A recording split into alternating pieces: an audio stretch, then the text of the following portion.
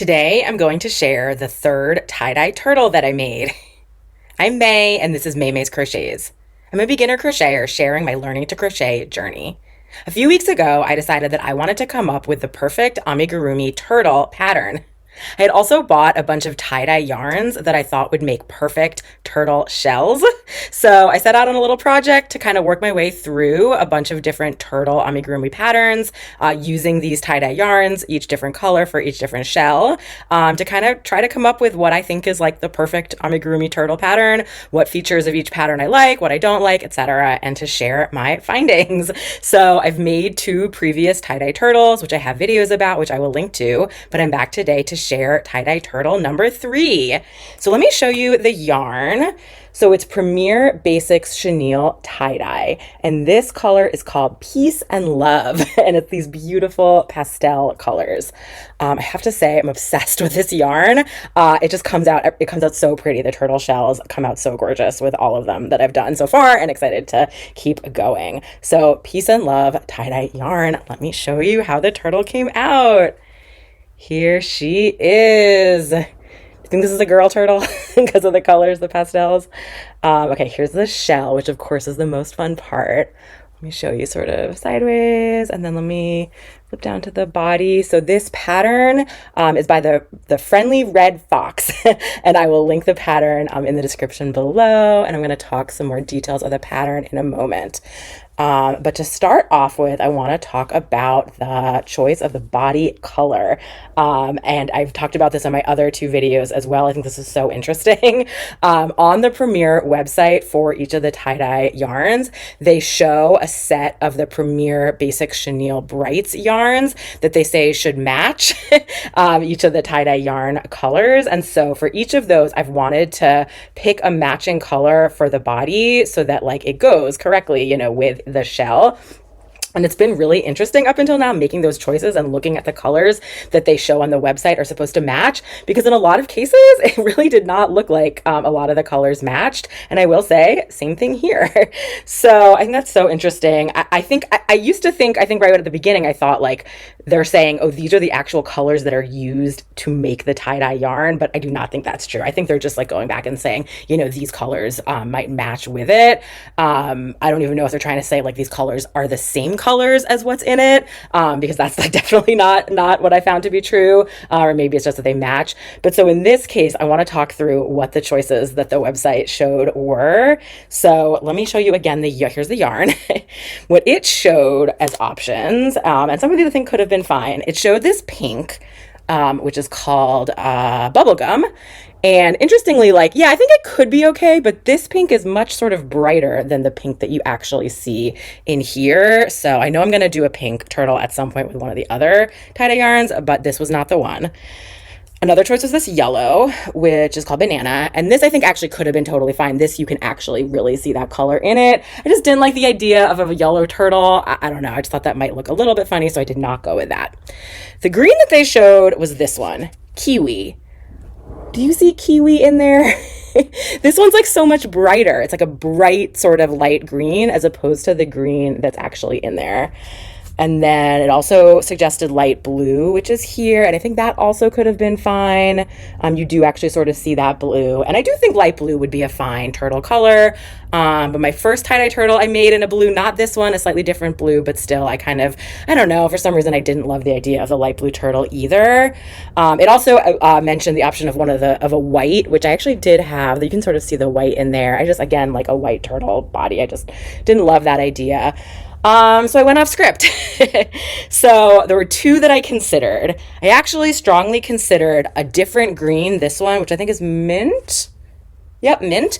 This light green, you can sort of see that green color a little bit in there. Even though that was not one of the colors they mentioned on the website as one of the options that matches. But I think that this light green, this mint color would look good. And green is a great color for a turtle. So that I really strongly considered. But in the end, I went with this periwinkle, this really light purple. This was actually one of the first yarns that I bought. And I think I had a reason. I just thought this color was really pretty. I love purples and blues. And this was not one of the choices listed. And, you know, it doesn't exactly match. Like the purple that's in the actual tie-dye yarn is a little bit more purple, I suppose, and the periwinkle is like a little bit more like blue purple or something. But I just think this color is so pretty and it's close enough. And I just thought a purple turtle to go with sort of the pastel. So I went with it, again, off script a little bit, but I'm pretty happy with the color combination in the end. Although again, I do think this light green could have looked great, as well as a whole bunch of the other choices. I just think that's like such an interesting, every time it's been really fun to think about which color to match. So again, that is the Peace and Love tie-dye yarn. So let's talk about the pattern itself for a little bit. And this one was a really interesting one. This one was fully no sew. So this is my very first fully no sew pattern. The last one I did, number 2, was low sew, I guess. It was no sew for the fins. And it also had a tail that was no sew, but you did have to sew on the head, versus the first one I made was sew. You had to sew on all the different pieces, the fins, the tail, the head. I can show you these ones. I actually have them also. I have the previous videos, but just to reference them, here's number 1. So this one was the fully sew pattern where all of these pieces were sewn on extra. And here's the pretty kind of light blue that I was talking about before. And then number 2 is this one. And this one was the fins and the tail were no sew, but the head is sewn on. So yeah, so this one was fully no sew, which was really cool. I really think I'm into the no sew thing after having done a whole lot of sewing. A lot of what I've done up until now to learn how to crochet has been working my way through a bunch of the Woobles Learn to Crochet kits. And I have a full playlist of a whole lot of Woobles that I've made, which I can also link to here. But most of the Woobles patterns have like sewing on of pieces. And so I've been very used to that. And so actually doing the no sew is really interesting, where it's like, it's kind of nice. It just tells you exactly like how to do it, where to do it, and you don't have to like stress out about the exact placement and things. So that is really nice. So this pattern had you start with the 4 different fins to make 4 of them. And again, this was a little bit different for me. So you started by making a magic ring and you did half double crochet into the magic ring. That is something I've never done before. I've only ever done single crochet into the magic ring. So actually the fins were made entirely with half double crochet. It's basically a magic ring with a round of half double crochet and then a couple more rounds of half double crochet. And then you end up with a circle and you actually fold it over. You like fold it into a semicircle and crochet the ends together. And that's how you end up with this sort of semicircular-ish shape. I think of it a little bit as like dumplings. They really look like a little bit like dumplings. So you make 4 of those. Actually, another interesting thing about this was that each of these rounds, at the very end of them, you do sort of a join instead of a spiral. So you do what is it called? A join by a slip stitch, and then you chain 1. And I actually my most recent patterns that I made before this were crochet pencils, which I have a video about, which I will link to, which that pattern was entirely joined rounds as opposed to the spiral. So, and that was like, I had a little trouble kind of figuring out how that worked. So it's actually good that I had just done that because you need to do that just a little bit for these fins. So I kind of knew how to do that because I had recently done those pencils. Okay, so you make the 4 fins, you make your little dumplings, you kind of make the circles, close them, or fold them in half and close them. You do those 4. Then you move on to the head. I guess the head's pretty standard, regular spirals, regular, single crocheting and increasing and decreasing and things. So that was pretty standard. And then you start on the shell. And the shell, again, is pretty standard. It's so fun to kind of get to the shell and get to start working with the tie-dye yarn, of course. But again, just like a bunch of rounds all the way down.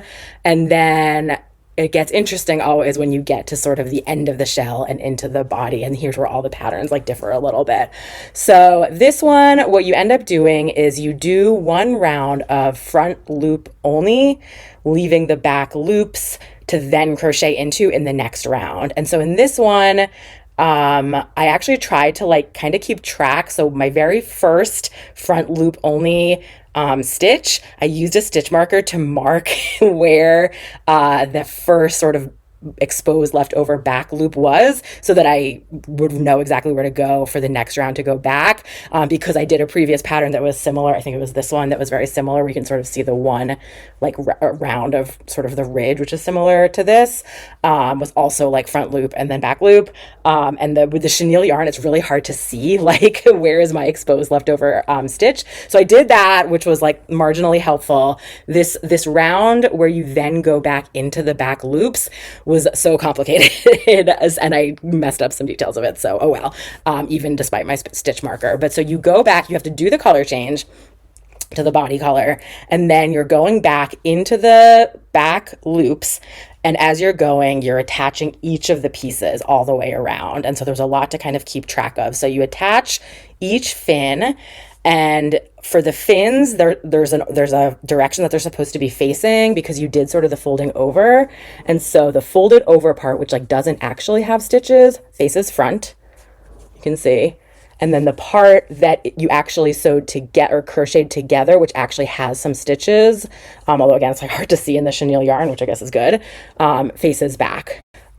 So when you're going around, you have to make sure you're doing it in the right order, and you end up just attaching it by single crocheting. I think it's just 2 stitches that you attach. And so again, I like the fact that you know exactly where to do the attaching, and you don't have to like stress about getting it in the right spot and things. Having only 2 stitches kind of on the end leaves it a little bit floppy.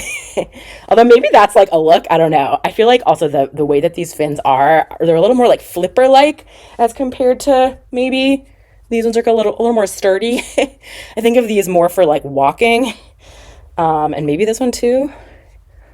And then this one's more for like swimming. They're like, it's more like sea turtle-ish. There's some other patterns out there. Maybe I'll make one of them that are true like sea turtles, where the flippers are gigantic and these like huge like flipper things. So this is a little bit like that, where they're a little floppy. They're not super solid. Then the head. So again, my very first time doing no-sew for the head was kind of cool. You actually just do slip stitch into the top 4 stitches of the head, and then you leave it, and then in the next round you go and you attach the bottom 4 again, or not with slip stitches that time, it's with single crochets. And so that actually like wasn't bad. I remember thinking when I was doing this one, which was low sew, that like, oh, you know, maybe it's impossible to do it so that you sew on the head, because the head's just like such a big piece. But of course, not impossible, very possible. And I'm glad to now have had that experience. I think this is like, I think it came out great. I think the way that the head is placed is great.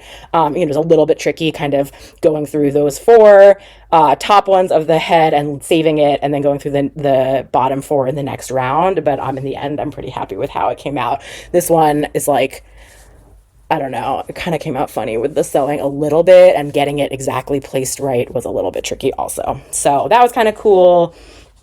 However, like I said, this round was very challenging, and somehow in the end, I ended up with extra back loops to go through. I must have gone through some of them multiple times. I ended up with like 3 extra loops. Not ideal.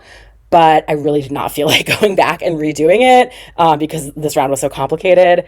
I actually thought, if anything, that I was going to run out, but instead I had the opposite problem. But I feel like it came out fine, and it's still centered, and I sort of dealt with it, and so I'm not going to worry about it. Maybe I shouldn't have even said anything. But a lot of times, anytime I get like anything wrong, I usually go back and undo it and redo it, because I want it to be perfect. But this time it was just like, I had already gone through all this work of getting, you know, the round perfect with all the other things, and I just did not want to go back and have to do it again. But it was only a few stitches off, and I feel like it came out fine in the end. So that round was very tricky. And then you kind of, yeah, like I said, the next round, you're doing a lot of single crocheting, but you do just finish out the head. So you go back into those last 4 stitches at the bottom of the head, and then you kind of do regular closing all the way, the rest of the way, and stuffing and all of that. And so overall, I feel pretty good about this pattern. Actually, one more funny thing is that this pattern doesn't have a tail. The other turtles that I made have tails, right? There's the tail. That one was no sew for the tail. This one was sew for the tail. And so, yeah, I like didn't even notice at first. But then when I was comparing it to the other ones, I did. And I realized like, yeah, it's one less piece to have to make and attach. So that's kind of cool. And it's like, you don't even really notice. So sort of debating about that, if I think my ideal turtle pattern has a tail or not. I think maybe it does. One other thing is that you can use the tail to cover up the color change. There are ways to do this in like a more clean way, but yeah, you can definitely see that visibly there. So that's the one thing that a tail could in theory do. Like here you can see it's kind of is covering up what's going on there. So yeah, but overall I feel like this is a pretty good pattern. I love the fact that it's like fully no sew. I like the kind of the head in particular. Like I said, I think maybe the fins weren't my favorite, especially sort of the floopiness, and they were just kind of tricky with the half double crochet and then the folding it over, as compared to some of the other patterns that I did. This one was pretty similar, I guess, to the first one that I did with the one round of the ridge. And I said in that one that I actually think having a little bit of a bigger ridge is kind of a look that I like. This second one actually has 3 rounds for a ridge, and I kind of feel like it's maybe a little bit too big, so maybe I'm looking for one with only 2 rounds. The pattern, again, I will link in the description below. There's actually a written version of the pattern and a video tutorial. I'm glad I had both because there were some little details missing from one that showed up in the other and vice versa. So I did kind of reference back and forth to figure it out. But yeah, overall a good pattern and definitely fun to learn some new things. I definitely encountered some things here that I had never encountered before. So yes, this is a tie-dye turtle number 3. And I have a few more tie-dye colors to try out. So stay tuned for my next tie-dye turtle number 4. I think that's it for today. Thank you so much for keeping me company, and I'll see you next time. Bye.